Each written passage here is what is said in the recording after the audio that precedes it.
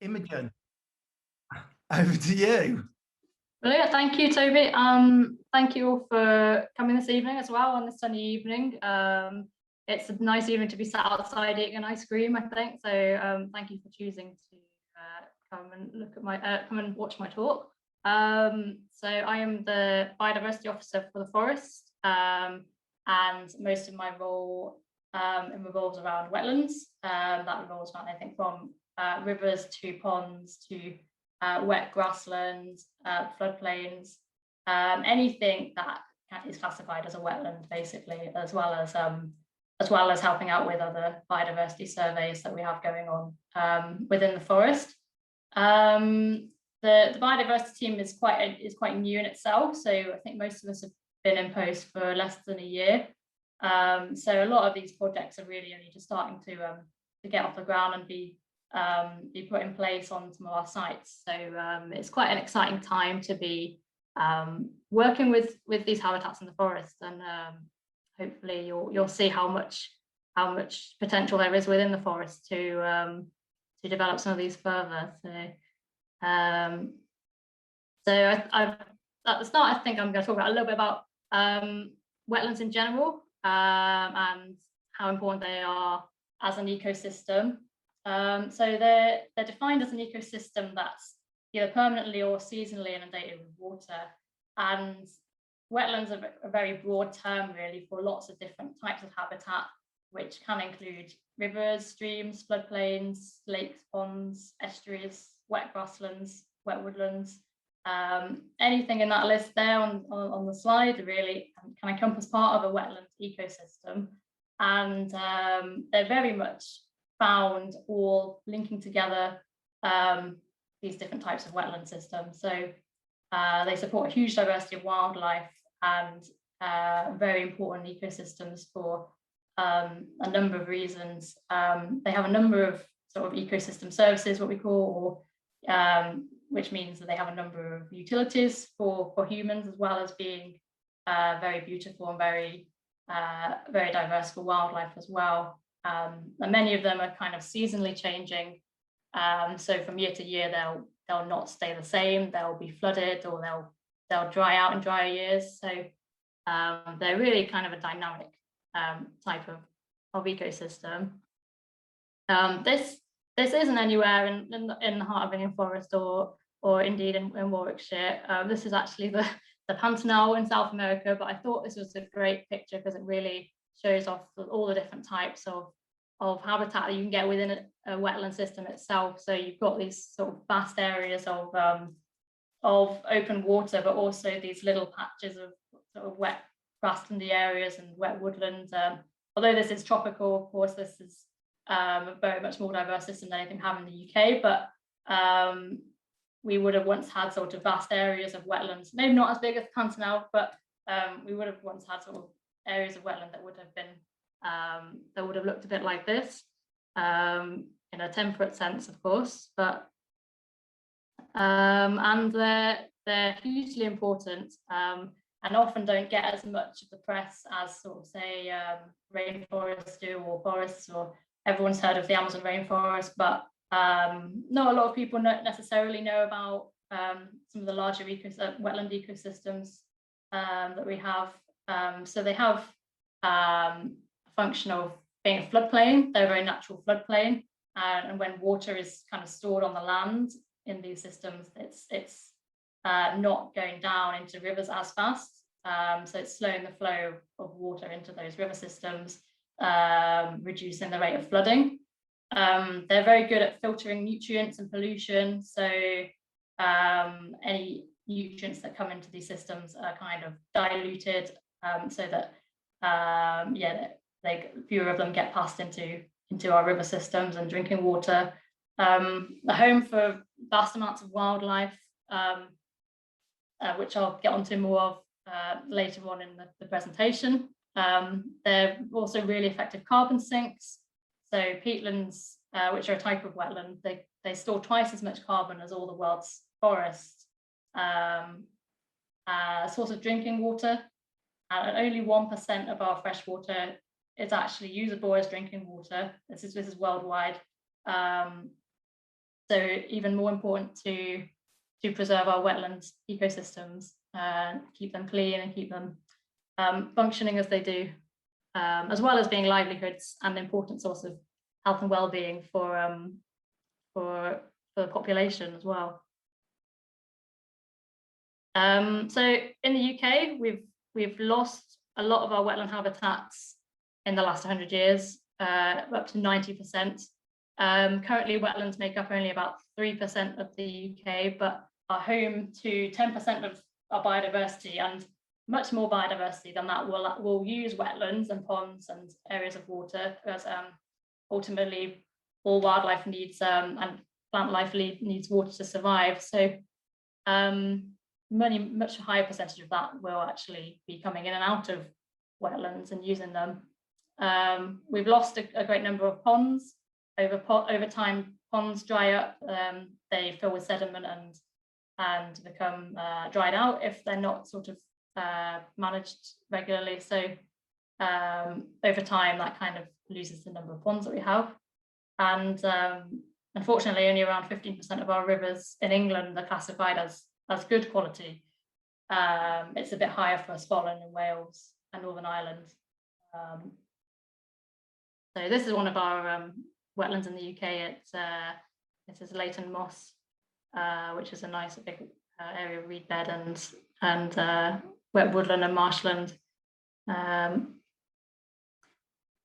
So this is quite a familiar scene across the UK, and this picture is of the Somerset, and it's not technically meant to be a wetland anymore. It's not really a wetland anymore, but it does still flood every year, almost, I think. And so it shows how these areas of low-lying floodplains, they're really quite vulnerable to flooding, because they would once have functioned as a wetland system, but now they're kind of over the course of time, they've been drained and they've had sort of land drains put in them, and rivers have been straightened, and so now they have much less capacity to hold water within them. And unfortunately, that is a big driver of a lot of the sort of seasonal flooding that we get.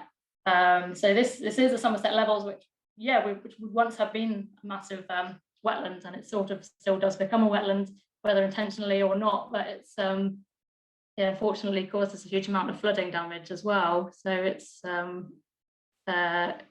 important to keep water on the land where we can. So yeah, our wetland habitats are often quite undervalued. Some of the major threats to them include development. So because they're in often quite low-lying areas, they are quite accessible and flat, so they're quite prime targets for development, even though a lot of them are within floodplains, which can cause a lot of issues. Some of the other threats can include drainage, climate change, starting to be more extreme weather events, pollution from wastewater, and intensive use of fertilizers and chemicals, which load our wetlands with sediments. And also habitat fragmentation in general, which means habitats are less connected and joined up, which makes it difficult for wildlife to move across from one place to another, and they get, isolates populations of wildlife. And many former wetland areas have had quite big networks of drainage channels put in for agricultural reasons normally, to create better conditions for arable and livestock production, but that in fact then does make it that gives the land less capacity to hold water. So this has all happened over a period of sort of hundreds of years, really. But some of our iconic species in the UK are reliant on wetlands, which includes the curlew. The curlew is very rare now in this part of the world. I think that it still breeds along the Severn Vale, but it's very reliant on wet grass and habitat, and it's very reliant on sort of having that diversity of different vegetation heights, which we call mosaics. So the best sorts of habitats, they're not all uniform and the same. They have diverse little microhabitats, different vegetation heights, areas of bare ground, areas of deeper water, and areas of shallower water. So when we sort of plan biodiversity projects, we're aiming for something like a bit of everything, you know, a bit of variety, more so than having all the habitat uniformly the same. And a lot of this kind of natural wet grassland has been lost over the years. So, which is a key habitat of this bird. It's very beautiful and has a very evocative sound.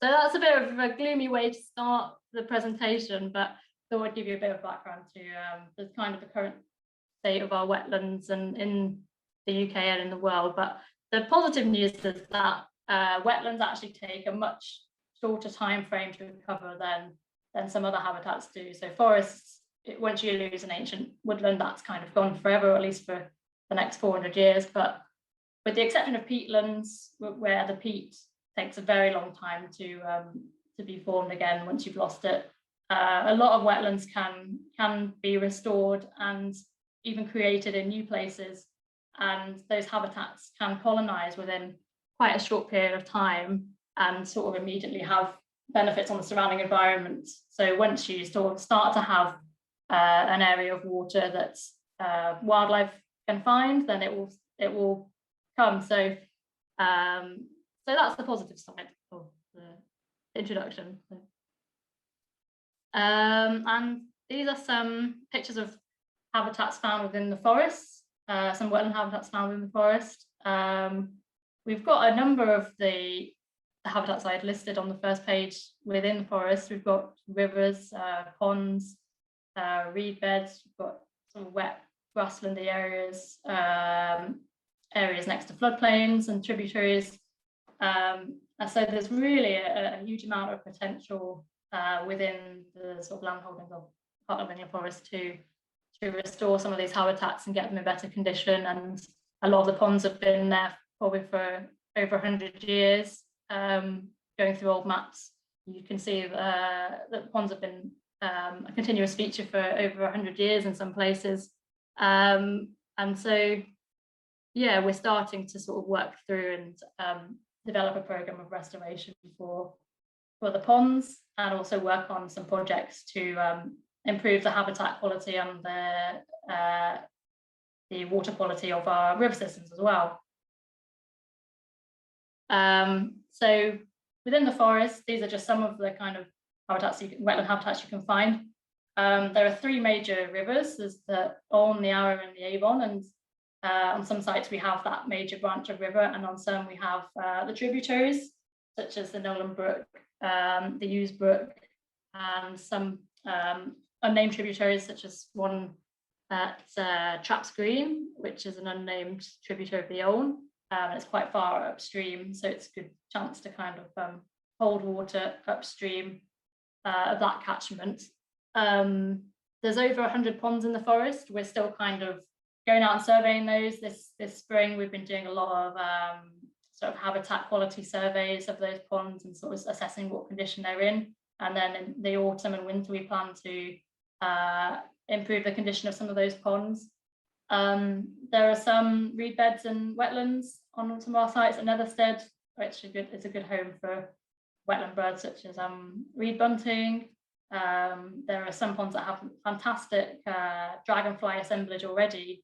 So there's already, in some of the ponds, even though they haven't been managed for a long time, they have really good diversity already, which is great. And then we have the most recent project we delivered is the wetland at Oakwood, which I will talk about shortly. And this just gives you an idea. I just put this in because I find old maps and boundaries really interesting. And when I've been doing sort of surveys along the Nolan Brook, we've kind of discovered like old meanders. And if you look at old maps, you can sort of see where the original watercourse has once been. And in this case, it follows the line of the civil parish at Dorsington. And you can see where those old meanders used to be and how it's been, at some point in the past, it's been straightened. And the problem is when rivers get straightened is that they lose a lot of that habitat structure. It increases the flow of water within the channel, and it reduces the habitat quality in general for wildlife. You get very kind of uniformly shaped river banks and U-shaped river banks.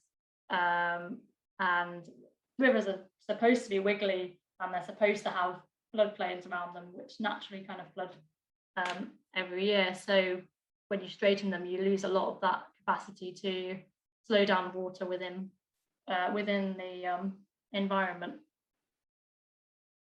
So the project at Oakwood, which is up at Traps Green near Tamworth and Arden, this is a site that was bought in 2019, and there was a lot of potential there. It's 90 acres of land. It connects up nicely with some other local wildlife sites and some other ancient woodland. It's got remnants of old ridge and furrow pasture, so there's opportunities for grassland improvement as well, grassland enhancement for the purpose of wildflowers. And it's also got a tributary of the Olne on site. So there was a really good opportunity there to create a mixture and a mosaic, which is a word that we like quite a lot in conservation, to create a mixture of woodland, grassland and wetland all interlinking. And there's quite a big network of drainage ditches running through the site, which kind of drains all the water off the site and into that tributary. And there are a few quite old ponds as well, which have been at some point stocked with fish, which can be detrimental to things like great-crested newts. So those ponds are not in a fantastic condition at the moment, but again, that's part of our ongoing projects to restore ponds as well as create new ponds at Oakwood and create more connectivity. This slide is just kind of an overview of how the site is kind of planned out when the site is purchased. For example, at Oakwood, so certain areas are dedicated to tree planting, but then quite a lot of areas also left for other habitats like woodland rides. The ridge and furrow grasslands is always conserved as well, and areas by streams and tributaries are often left for more wetland type habitats. So although a lot of our habitat is planted with trees, there is also a huge proportion that is left for purpose of improving it for grassland species and wetland species. So that's kind of the design of it. So the idea was to create 4 new ponds. One of them is connected to the old tributary, and the other 3 are what we call offline, so they're not connected directly to the channel. So within the channel itself, we created more sub-channels, more woody debris and gravelly areas and pools, all of which creates better habitat for a more variety of wildlife. So fish are really reliant on gravelly areas for spawning. Woody debris also really important for fish for like shelter in the channels. And these areas of deeper pools, again, it's the more kind of micro habitats you have within an environment, the better, really, because that's a more niches for more species. And in order to hold water within these ponds, we blocked up a couple of underground land drains. So some of these were feeding water into the ponds. When we had to dig down about 1.5 meters to break open these land drains, and then a couple of these ponds hold water pretty much all the time, and some of them are more sort of seasonal and more filled up with rainwater.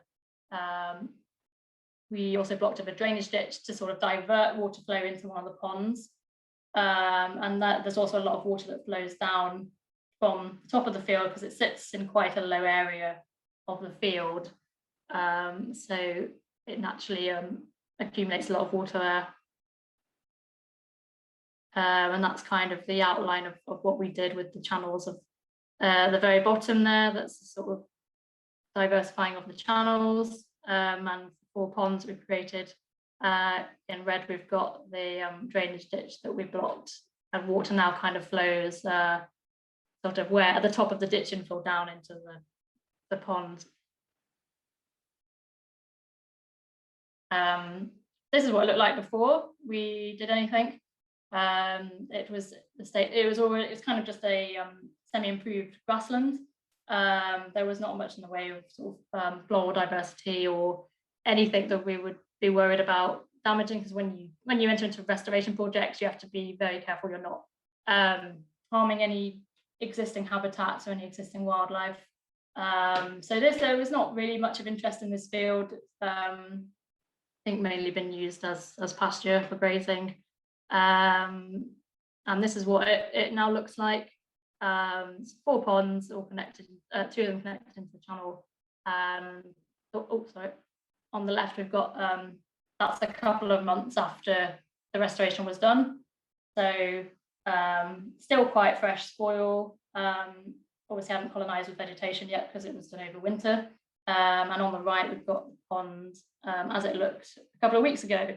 So it's really all that area was bare ground when we completed the works, and that has now already recolonized with vegetation and dragonflies and aquatic invertebrates. So there's already quite a few in there, and it just shows how quickly ponds can colonize once you put them in.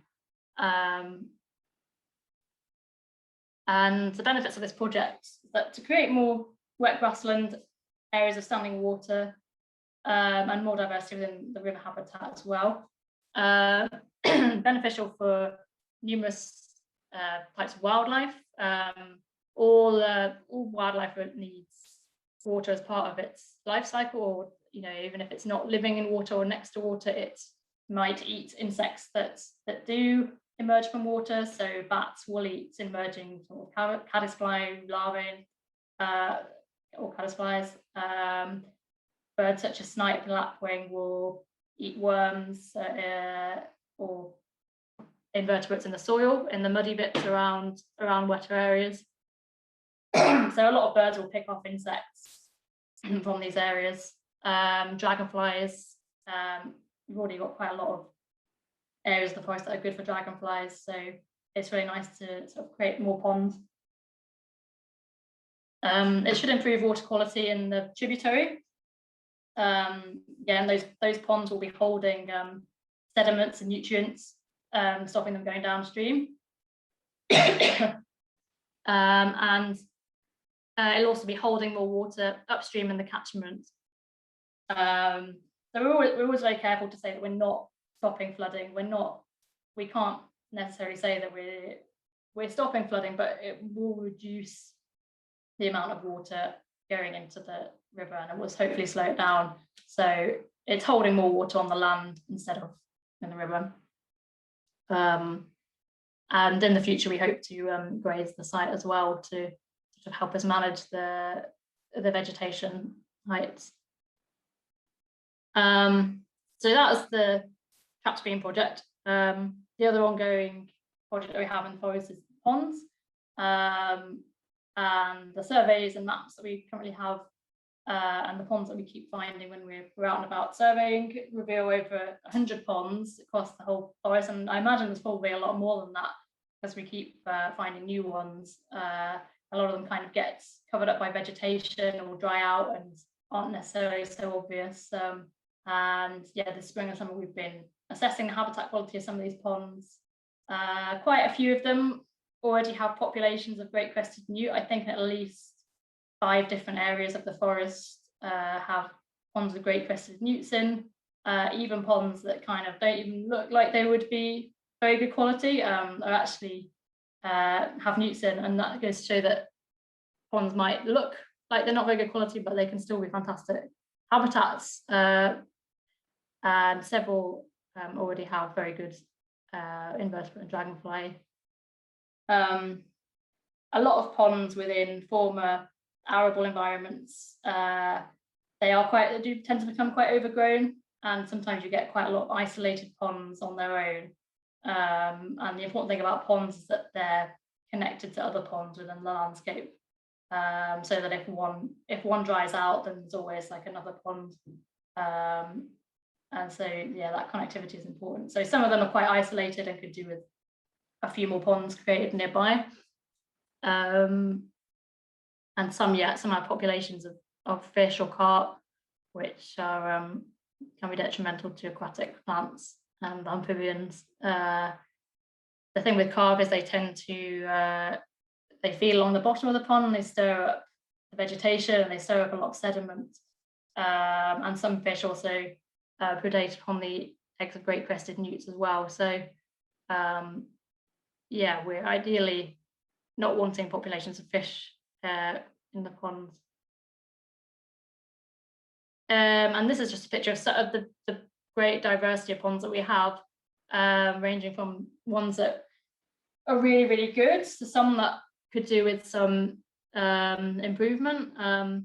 There's some of these have, I think at least 2 of these have great crested newts in them. Not necessarily the ones that even look like they would have them in. The top right has great crested newts, and the bottom right does as well. So yeah, when we first surveyed that top right pond, I thought it's a really kind of smelly, horrible looking pond, loads of mosquitoes and overgrown trees in it. And you kind of think, looking at the water quality, there's no way there'd be newts in there, but they absolutely are. And just goes to show you why you should approach the management with caution. So you wouldn't want to go in and sort of clear out everything before getting an idea of what's already there. And yeah, a lot of the ponds, like in the bottom left, that's at Newnham, and that's quite an isolated and overgrown pond. So that's probably not got a huge amount of wildlife value, but again, you can never be sure. So we'll probably carry on assessing the habitat quality of these. And the wildlife importance of these ponds is enormous. Again, as an undervalued habitat. People often assume that rivers and lakes have higher biodiversity than ponds, but actually quite a lot of ponds have a higher number of species than larger water bodies and more scarce and rare species. And it's probably because ponds have been around for such a long period of time, and because of the nature of how dynamic they are, there will be certain species that are adapted to their temporary nature. So even ponds that dry out are valuable because there will be species that are adapted to that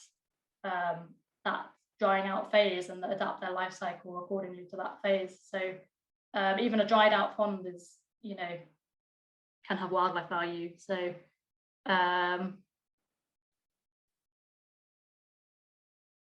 this is just some guidance from the Freshwater Habitats Trust that I think is quite interesting. So it's good to have one single pond, but it's better to have a complex of ponds of different shapes and sizes and different depths. The most valuable part of the pond is actually the shallows, the bit that what we call it, I think it's the drawdown area, which is the zone between the kind of the drying out area, the zone that dries out every year.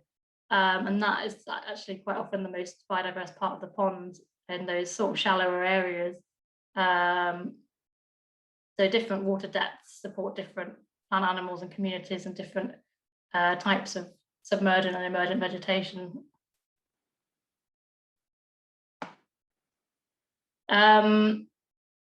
So ideas for the future, we're still carrying out a lot of waterway surveys, and we've done a few this year. I think the forest it's quite clear the forest has enormous potential for more wetland areas and more pond restoration, and we're developing some project ideas at the moment. Some around improving the quality of the Nolan Brook, which is currently quite straightened, not very much structure, and there's quite a lot of local water quality and flooding issues there. So that's quite a good opportunity to address a brook that's not necessarily in a great condition. There are plans for more drainage ditch blocking. There's opportunities for more pond creation and restoration. The floodplain reconnection. There's a big pond at Studley Thorns that we're reconnecting to the floodplain. That will be a project in September. where that pond also needs a lot of desilting. It's become quite silted up. So, so we have a couple of projects that will be starting in September. And there's also opportunities for sort of grassland enhancement, wet grassland enhancement, sort of adjacent to the river, sort of historic floodplain meadows, which have been quite diverse for wildflower species that are specifically adapted to floodplains. So there's quite a few sites within the heart of England Forest, such as that along the River Avon and at Arrow as well, where there's some nice grassland adjacent to the river. And also improving the state of some of our current wetlands. For example, at Netherstead, which has quite a big wetland area, which has some problems with the water flow at the moment, that we're trying to improve there. That is about it in terms of my talking part, but happy to answer any questions about wetlands or any work we're doing in the forest. Thanks, Imogen. That was fantastic and fascinating. Yes, if you do have any questions, if you pop them into the chat box, direct them to me in that, then we'll put those to Imogen when she's had a chance to catch her breath and have a drink. I've got a few to start us off, but if anyone else has got anything else, then please pop them in there. Imogen, first off, you spoke about surveying the ponds that had been found in the forest, or at least some of them, and testing them. There was a question on how what that process was generally, how you knew that there were great crested newts and such like in ponds that didn't perhaps look like they might be in there. Yeah, so testing for great crested newts is quite a specific thing. So we now have techniques to test for DNA or eDNA, which is kind of environmental DNA in the water. So newts will shed DNA into the water, and you can take samples of that water and send it off to be analysed, and it will come back either positive or negative. So that's now quite an easy way of testing for great crested newts, without even having to see them in the water. It only tests for specifically for one species, so it won't tell you what other newts you have in there. So that's how we know about the newt presence. For other more general habitat stuff, we follow a methodology written by the Freshwater Habitats Trust, their pond surveying sheet, which kind of goes through habitat condition and water quality testing. So we test for nitrates and phosphates. We make a note of how much of the pond is surrounded by vegetation, how much sunlight the pond gets, so how shaded it gets, and what kind of features there are within it. And that's quite more of a general, so it's not so specific to plants, but you can also do more specific kind of plant-based surveys as well, and macroinvertebrates as well, aquatic invertebrates. So yeah, you can do some quite specific surveys as well. Okay, thanks. Bill has asked what was the origin of the oak wood ponds? I don't know exactly. They're on very old maps from about 1885. It's put I think a lot of farmland ponds were kind of created as sort of pits or quarry type things. I'm not sure exactly, but at some point it's been stocked with fish, and I think there are some almost like fishing platforms around them as well. So yes, at some point they've probably been used for farming, and also for maybe for fish at some point. So yeah, the history of them is quite interesting, but yeah, they've been there a long time. And Bill made a second question, which actually I might be able to help with as well. He asked about access plans to Oakwood, although he acknowledges in his question that there are quite extensive public footpaths through there, and I think that's right. You can you can access the site by public rights of way, and currently there aren't any plans to extend access there, but as Imogen said, there are plans for grazing and seeing how the wetland project changes things there. I have a question about volunteering. Can volunteers help with wetland projects in the forest? Yeah, yeah, we're actually kind of in the midst of developing more of a biodiversity themed volunteering program. So I think from autumn onwards, we should hopefully have a more regular day set. We do have volunteers, one or two that come out and help me with my pond surveys, and that could potentially be opened up as well to more volunteers. So yeah, we're just in the kind of planning stage of that, but yeah, either drop Jonathan or myself an email, I'd say, probably myself for the biodiversity stuff, but yeah. And yeah, volunteers are also currently helping with surveying all kinds of wildlife, aren't they? And we've got yeah, there's other surveying, other biodiversity surveying, which is largely organised by Sam, our biodiversity data and survey officer. So anything non-pond or wetland related that is also biodiversity related is organised by Sam. So great. A simple one, well, I say simple, it's a one-word question. Beavers, question mark. I thought this question might come up. There's no plans at the moment. I know we've mentioned the word beavers. It's still in the very early stages of just doing wetlands projects in general, and the biodiversity team is still very new as well. So there's nothing in the pipeline, but that's not to say that in the future we might not start to talk about it. And yeah, it's an exciting prospect, but there's a lot of planning that has to go into it, and feasibility has to be done, and consultation with stakeholders and local landowners as well. So it's quite a long process, but definitely enthusiastic for it at some point. Ros has asked, what's been your most exciting biodiversity or wildlife spot find since you've been here with the Heart of England? Purple emperors, actually. Yeah,